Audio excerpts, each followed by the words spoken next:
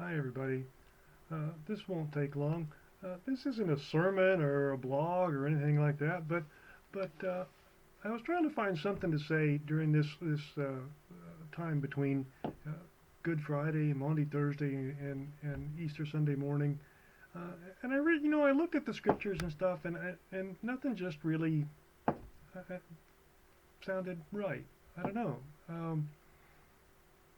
But then this morning, I got an email from one of my brothers, who in turn had received an email from Reverend Gil Hill, who was a shipmate of our father's in World War II in the Pacific.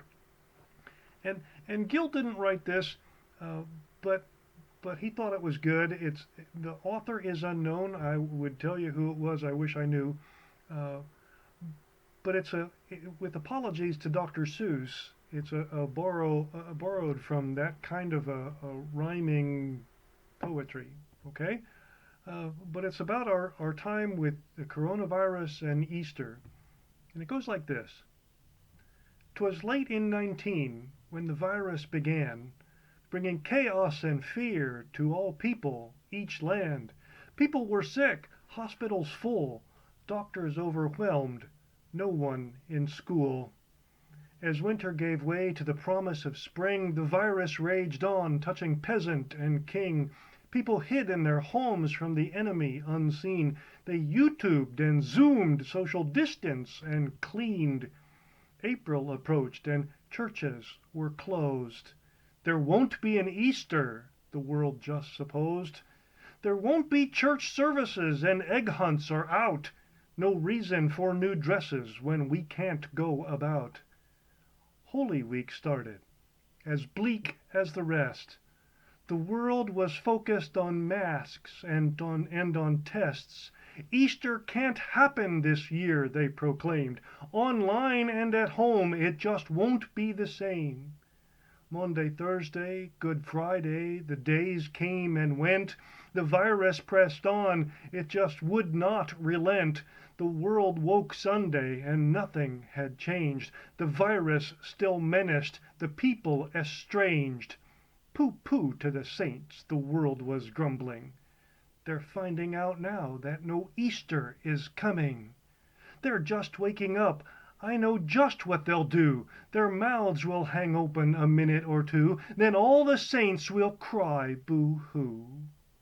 That noise, said the world, would be something to hear. So it paused, and the world put a hand to its ear, and it did hear a sound coming through all the skies. It started down low. Then it started to rise. But the sound wasn't depressed. Why, this sound was triumphant. It couldn't be so, but it grew with abundance. The world stared about, popping its eyes. Then it shook. What it saw was a shocking surprise. Each saint in each nation, the tall and the small, was celebrating Jesus in spite of it all. It hadn't stopped Easter from coming. It came. Somehow or other it came just the same. It came without bonnets, it came without bunnies, it came without egg hunts, cantatas, or money. Then the world thought of something it hadn't before. Maybe Easter, it thought, doesn't come from a store. Maybe Easter, perhaps, means a little bit more.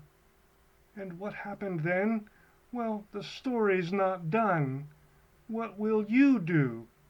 Will you share that the one or two or more people needing hope in this night? Will you share of the source of your life in this fight? The churches are empty, but so is the tomb. And Jesus is victor over death, doom, and gloom. So this year at Easter, let this be our prayer. As the virus still rages all around everywhere, may the world see hope when it looks at God's people. May the world see the church is not a building or steeple.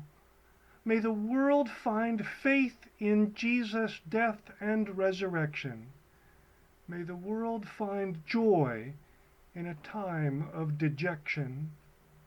May 2020 be known as the year of survival. But not only that, let it start a revival. Happy Easter, everyone.